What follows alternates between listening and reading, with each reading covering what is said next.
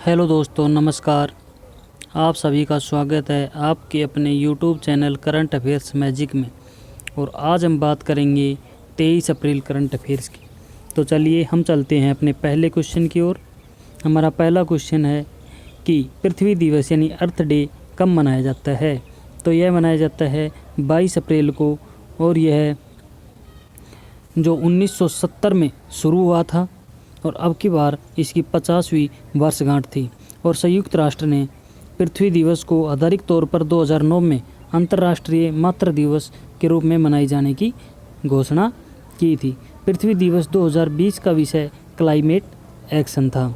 और इस दिन दुनिया भर में अरबों खरबों लोग अलग अलग गतिविधियां जैसे पेड़ लगाना, सफाई अभियान और अन्य अलग अलग कार्य करके इसको मनाते हैं। हमारा अगला क्वेश्चन है कि आरबीआई ने किसको सिटी यूनियन बैंक के एमडी और सीईओ के लिए पुनः नियुक्त किया है। तो यह है एन कम्माकोदी, और यह जो 1 मई 2020 से 3 साल के लिए दोबारा से एमडी सीईओ होंगे, और यह 2011 से एमडी सीईओ बने हुए हैं। यह 2003 में सिटी बैंक से जुड़े थे। और जो सिटी यूनियन बैंक के जो अध्यक्ष हैं वो हैं आर मोहन, और जो संदीप बख्शी हैं वो आईसीआईसी बैंक के एमडी सीईओ हैं। रजनीश कुमार एसबीआई बैंक के अध्यक्ष हैं। सिटी यूनियन बैंक की स्थापना 31 अक्टूबर 1904 को हुई थी। सिटी यूनियन बैंक का हेडक्वार्टर कुंभकोणम तमिलनाडु में स्थित है। हमारा अगला क्वेश्चन है कि भारत में हुआवेई टेलीकॉम का नया मुख्य कार्यकारी अधिकारी किसे नियुक्त किया गया है। तो यह किया गया है डेविड ली को, और ये जे चेन के स्थान पर इन्हें नियुक्त किया गया है। हुआई के सीईओ हैं जो रेन झेंगफेई हैं, और इसका हेडक्वार्टर शेंजेन चीन में है।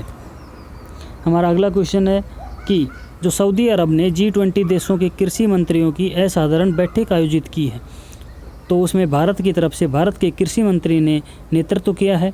तो भारत के कृषि मंत्री कौन हैं, तो वो हैं नरेंद्र सिंह तोमर। और यह G20 जो बैठक हुई है ये 21 अप्रैल को वीडियो कॉन्फ्रेंसिंग के माध्यम से हुई थी। और इसमें कोविड-19 के साथ साथ खाद्य सुरक्षा और सुरक्षा पोषण के ऊपर प्रभाव पर इसमें चर्चा की गई थी। प्रहलाद पटेल हैं जो हमारे पर्यटन मंत्री हैं। ओम बिरला हमारे लोकसभा के अध्यक्ष हैं। प्रहलाद जोशी या प्रहलाद सिंह हमारे खाद्यान्न मंत्री हैं। और जो G20 के अंदर जो समूह के अंदर जो देश आते हैं वो इस प्रकार हैं। अर्जेंटीना है, ऑस्ट्रेलिया, ब्राज़ील, कनाडा, चीन, France, Germany, Bharat, Indonesia, Italy, Japan, Mexico, रूस, सऊदी अरब, दक्षिण अफ्रीका, कोरिया गणराज्य, तुर्की, ब्रिटेन, संयुक्त राज्य अमेरिका और यूरोपीय संघ। हमारा अगला क्वेश्चन है कि पेटीएम पेमेंट बैंक ने किसके साथ साझेदारी की है। तो यह इसने मास्टर कार्ड के साथ में साझेदारी की है। जो पीपीबीएल की यानी पेटीएम पेमेंट्स बैंक है, इसकी साझेदारी का मुख्य उद्देश्य वित्त वर्ष 2020-21 में 10 मिलियन से अधिक डिजिटल डेबिट कार्ड जारी करने का है। वर्तमान में पेटीएम बैंक लिमिटेड के पास में 5.7 करोड़ खाताधारक और 30 करोड़ कंप्यूटरीकृत वॉलेट हैं। अब पेटीएम बैंक के जो एमडी सीईओ हैं वो सतीश कुमार गुप्ता हैं, और इसका हेडक्वार्टर नोएडा उत्तर प्रदेश में है। हमारा अगला क्वेश्चन है कि संयम मोबाइल ऐप किसके द्वारा विकसित किया गया। तो यह एक पुणे के अंदर पुणे म्यूनिसिपल कॉरपोरेशन है, उसके द्वारा संयम ऐप विकसित किया गया है। और यह एप्लीकेशन होम क्वारंटाइन यानी घर में रहने की नागरिकों को प्रभावी ढंग से ट्रैक करने और उनके घर में रखने की सुनिश्चित करने के लिए विकसित किया गया है। और इसके अंदर यह एक जीपीएस ट्रैकिंग भी इसके अंदर लगाया गया है, जो ट्रैक करता है व्यक्तियों को कि ये कहाँ हैं।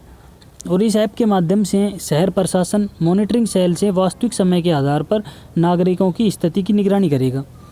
और इसके स्थिति को जैसे लाल, पीले, हरे ऐसे चिन्ह दे दिए गए हैं। जैसे लाल रंग जो संकेत देगा कि यह व्यक्ति लंबे समय से घर के बाहर है।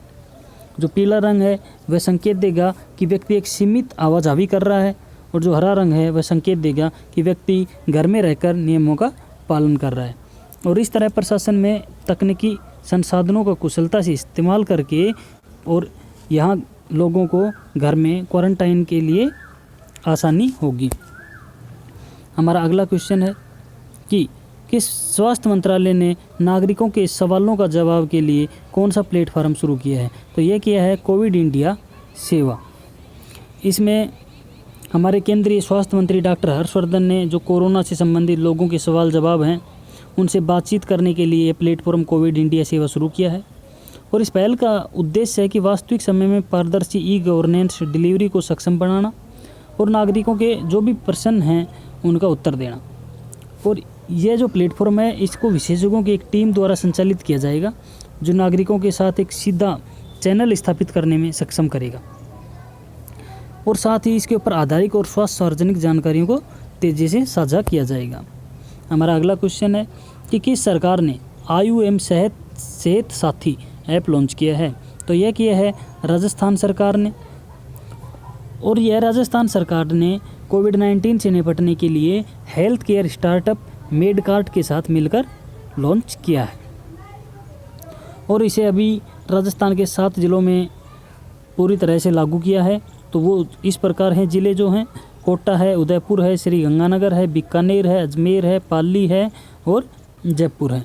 और इसके लिए एक हेल्पलाइन भी जारी की है, वो इस प्रकार है 7816811111 के माध्यम से इस सेवा को प्रदान की जाएगी।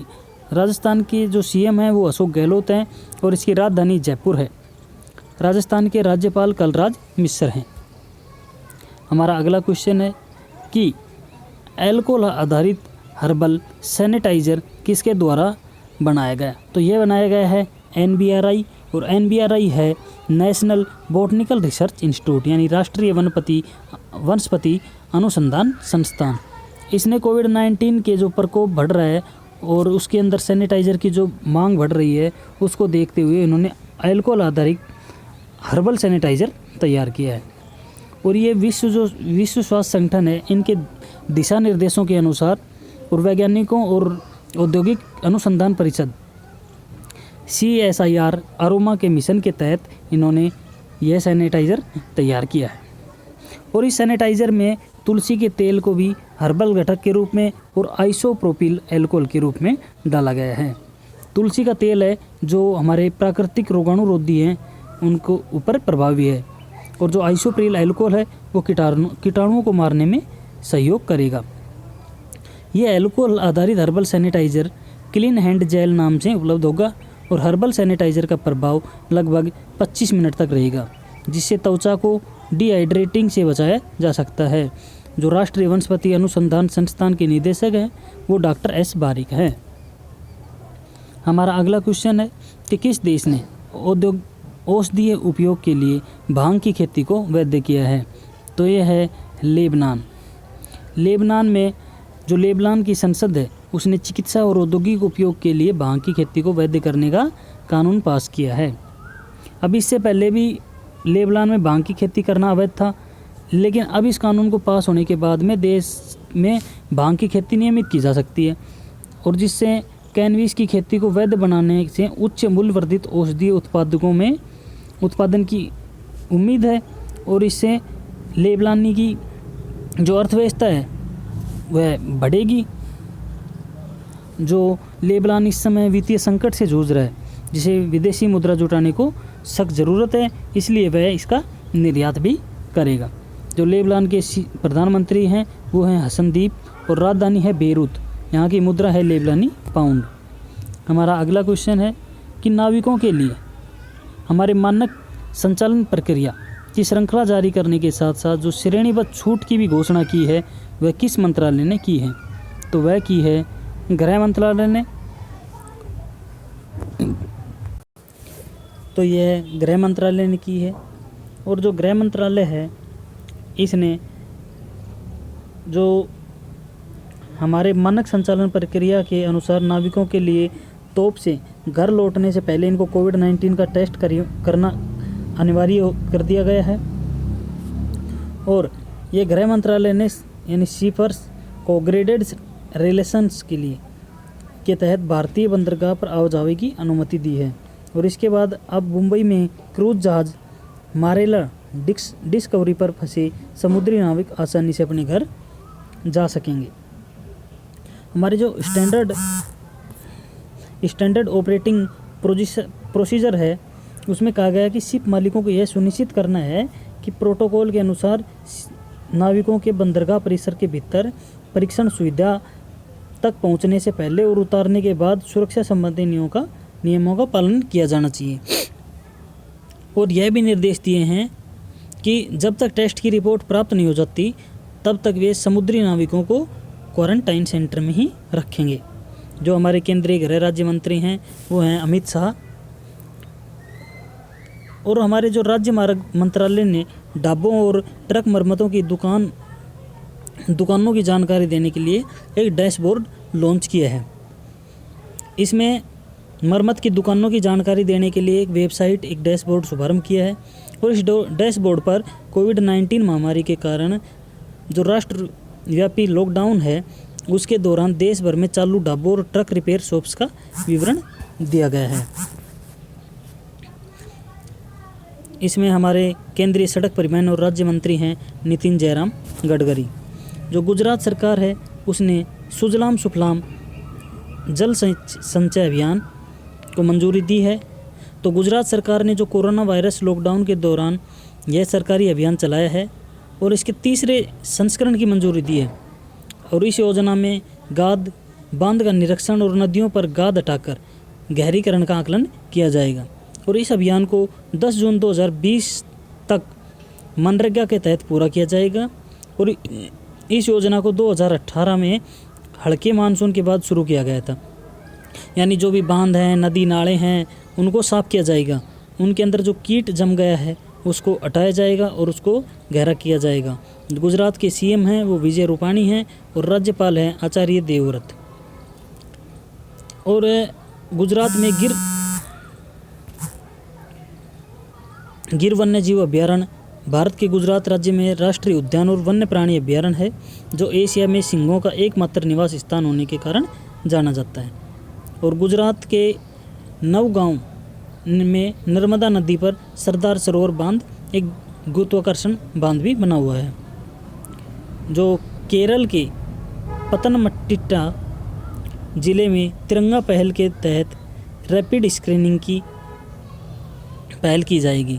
तो इसमें जो कोविड-19 के लक्षण में तेज़ी से जांच करने के लिए तिरंगा यानी टोटल इंडिया रिमोट एनालिसिस निरोग्य अभियान नामक एक वाहन लॉन्च किया है।